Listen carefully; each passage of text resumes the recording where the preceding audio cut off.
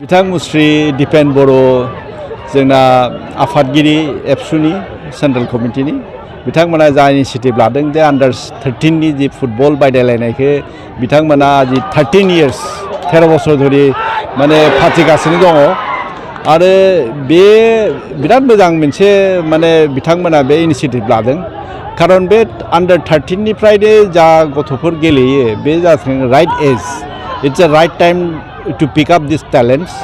and groom them further. खोथा जादों दा फुटबला दा मडार्न जाबाय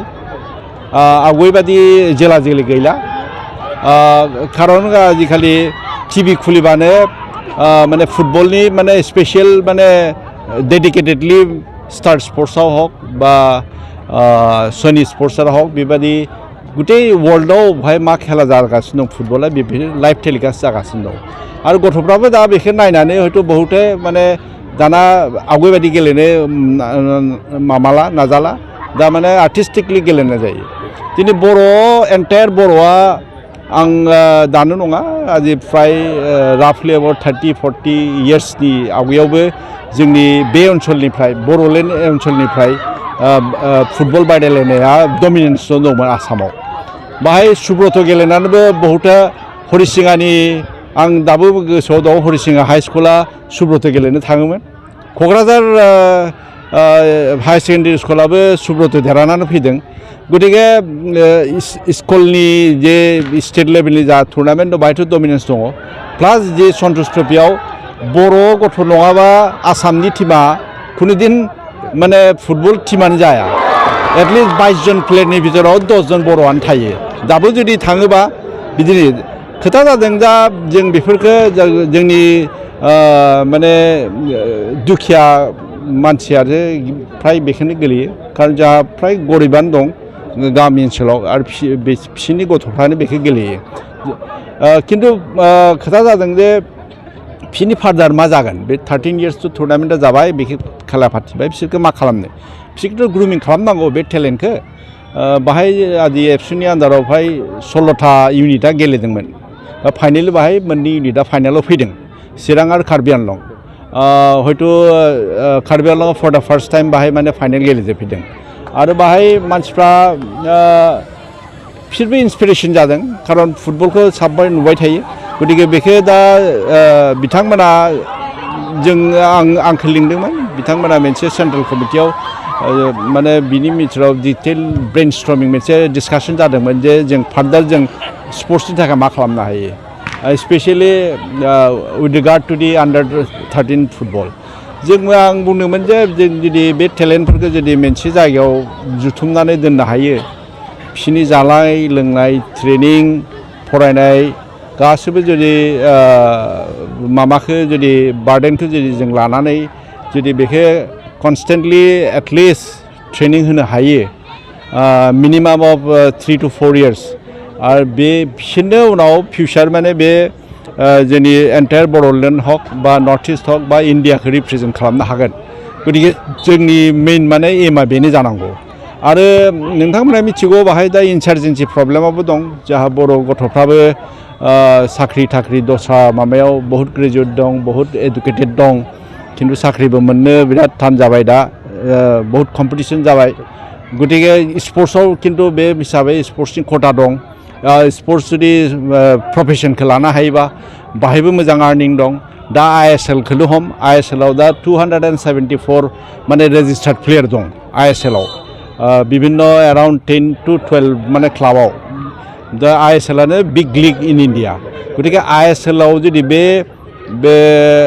274 नि बिथोराव 100 जनानो नर्थ इस्टनि आरो बे नर्थ इस्टनि बिथोराव थांनो थाङोबा मोननै स्टेटआनो मेजर लायन शेयार दं बाहाय मणिपुर आरो मिज'राम आरो आसामनिफ्रायबो दं मेघालयनिफ्रायबो दं आरो सिक्किमनिफ्राय दं गतिके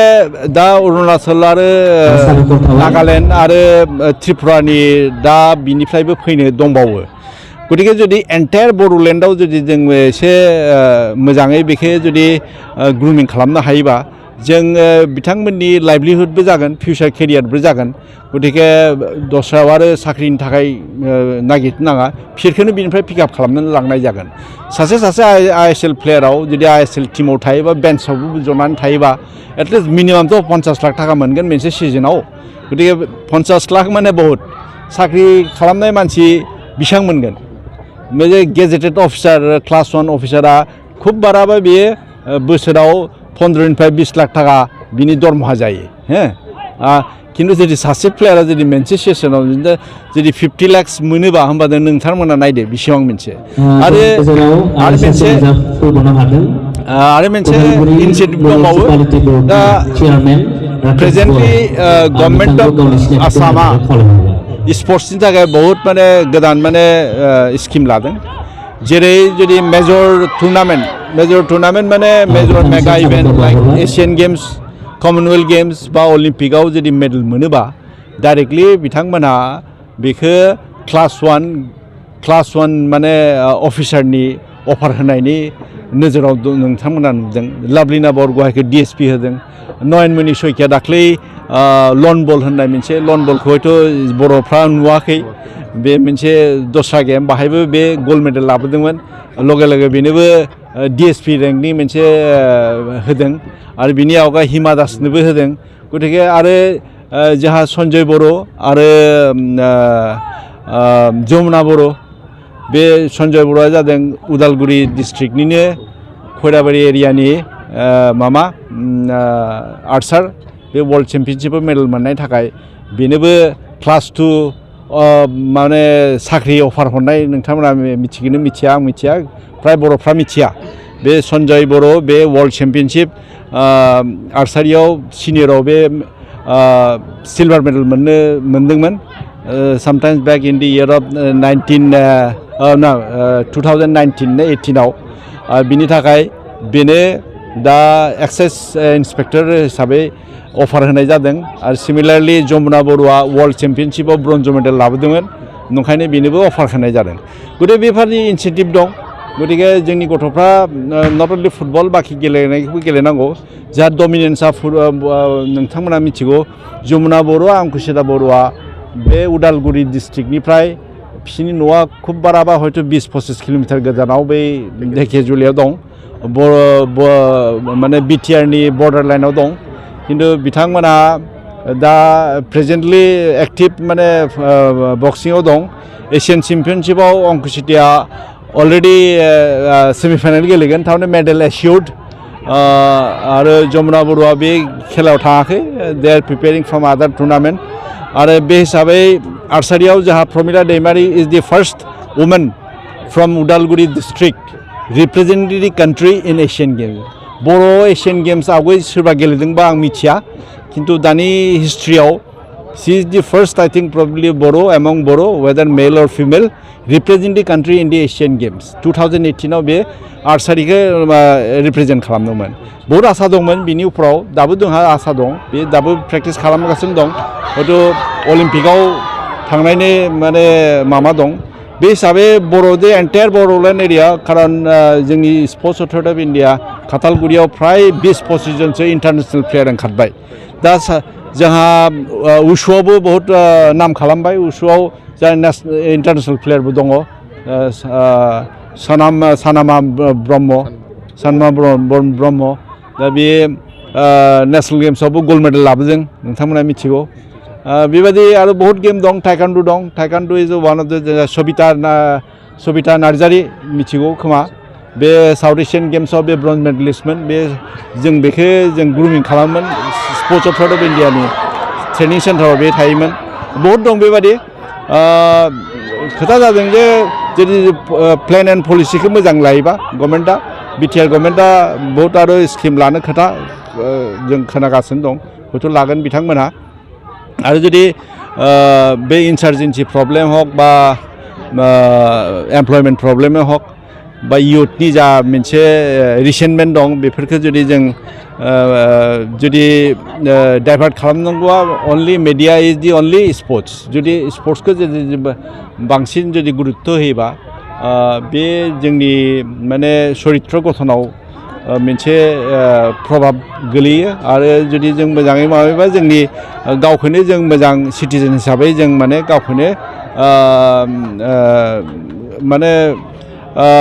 we can groom ourselves in that way माने नंखायनो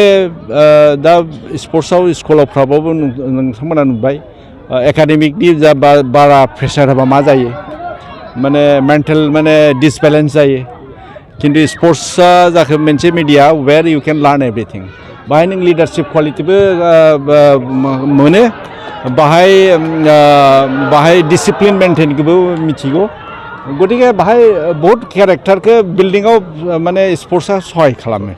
गतिके बेखौनो जाथों आरो एबसुआ जा पदक्षेप लादों बे आरो फार्दार जाहाथे बाखि स्टेक हल्डाराबो सापर्ट होयो आरो स्पेसियेलि गभर्नमेन्ट अफ बिटिआरआ सापर्ट होनांगोन खारन बे जों खालि मानसि पाब्लिकआल' खालामनो हाया बाहाय गभर्नमेन्टनिबो हेफाजाब नांगोन बेखौनो नागिरो आरो बे टुर्नामेन्टआ आरो गिदिर जाथों हिन्जावफोरनिबो जाथों हौवाफोरल' नङा हिन्जावखौबो जों लानांगोन खारन इकुवेल राइट्सखौ होनांगोन एम्पावारमेन्ट वमेननिखौबो जों नायनांगोन खारन इउनिसेफआ अलरेडि बुंदों बे बोसोराव डिक्लेयार खालामदों जे every child the girl child must be given an opportunity to access to any sort of a physical activity and sports बेफोरखौ सुबिदाखौ होनांगोन होमबासो माने एज ए होल माने नेशना ग्रोथ लागोन आरो एज ए होल माने